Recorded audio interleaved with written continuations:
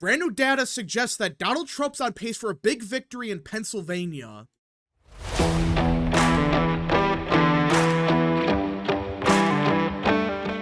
What is up, people of the internet? It is me, Real American, back again with a new video, and today we have to talk about the 2024 presidential election because it appears that Donald Trump's on pace for a big victory in Pennsylvania.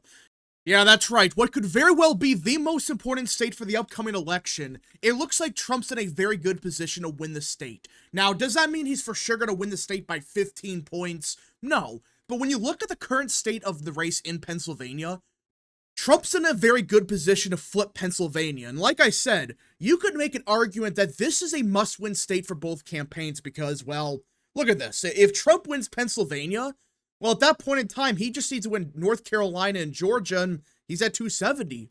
Whereas Harris, she can win every other state, yet lose in this scenario. That's why Pennsylvania is undoubtedly the most important swing state.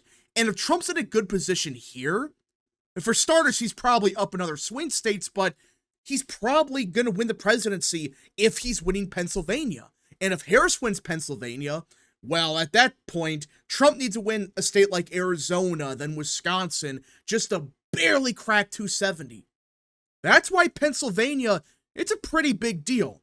So for Trump to be in a good position to win Pennsylvania, it bodes very well for him to win the presidency. That's why it's a big deal. It's not like it's, Nevada that's worth only 6 electoral votes where, yeah, Trump could win it, but even then, it would not be enough to win the presidency. No, it's Pennsylvania.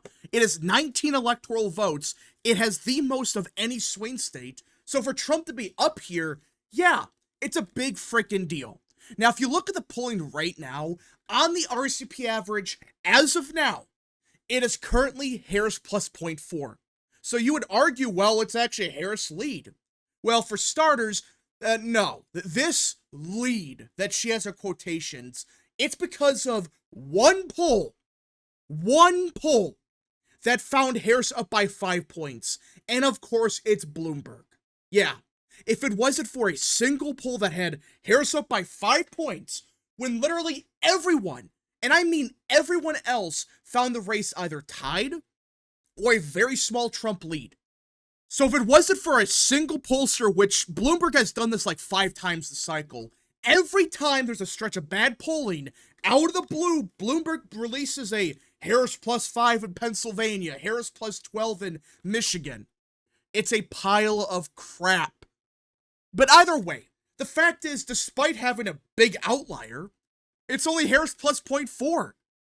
And for those that just don't remember, back in 2020, at this same time frame, late September, early October, it was roughly Biden plus 5, Biden plus 6, plus 7. Yeah. In 2016, the same time frame, it was roughly Clinton plus 5, Clinton plus 2, and then for a little bit, it was Clinton plus 9. In other words, this Harris plus 0.4 is nothing. In fact, it's a complete disaster for Harris because if the same polling miss occurs, and even then, just half the polling miss, like let's say fine, instead of being off by 10 points or even 5 points, they're off by 2. They're off by 3 points, which is very possible considering you have garbage pollsters like Bloomberg finding Harris plus 5. But if the same polling miss occurs, or just half of it, just Harris plus, or I should say a 2 to 3 point miss, you're talking about a Trump plus 2 victory in Pennsylvania. If he wins Pennsylvania by 2 to 3 points, for starters, he's not just barely winning the Electoral College. At that point, he's winning states like Wisconsin, Michigan, he's up in Arizona, he's probably winning Nevada. So if he's up by 2 to 3 points in Pennsylvania, he is easily winning. There's no way he wins Pennsylvania by 2 to 3, but by some miracle, he loses Wisconsin? I guess it's possible, but I find it so unlikely that I just don't think it's going to happen.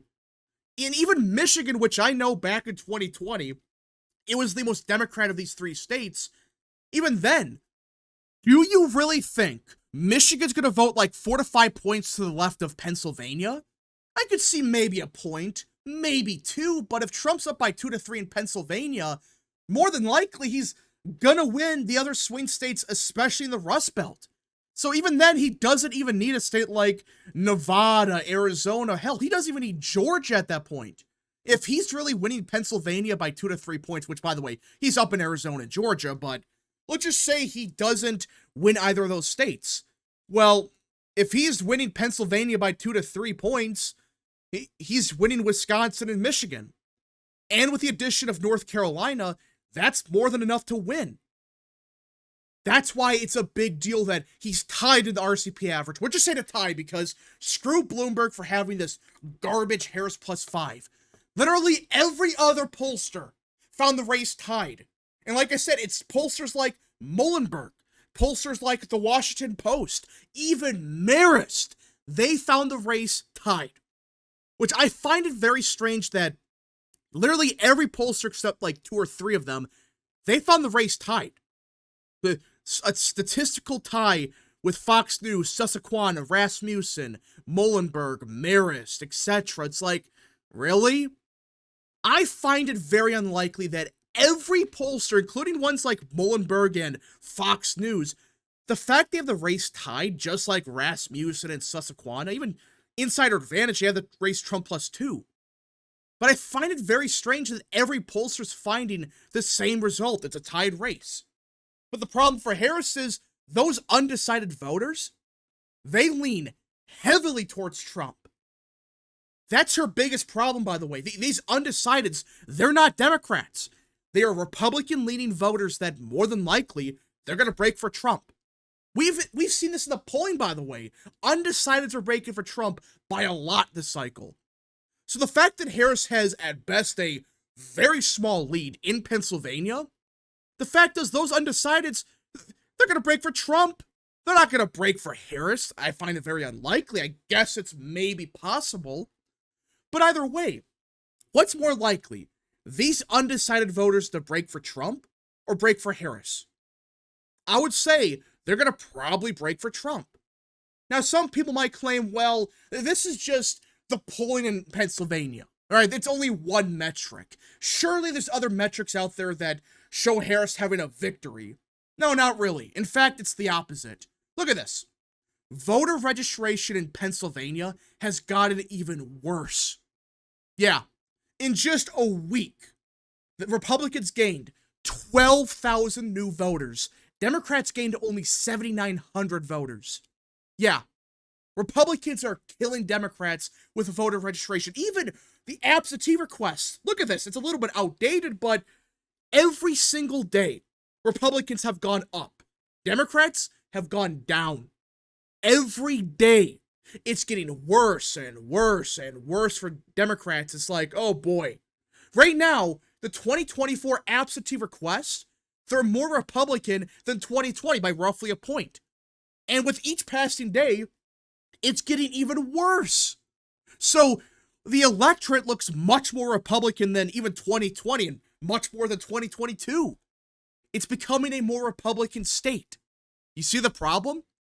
Absentee requests are a complete disaster for Democrats. How can you spin this? It's not just the percent Republican.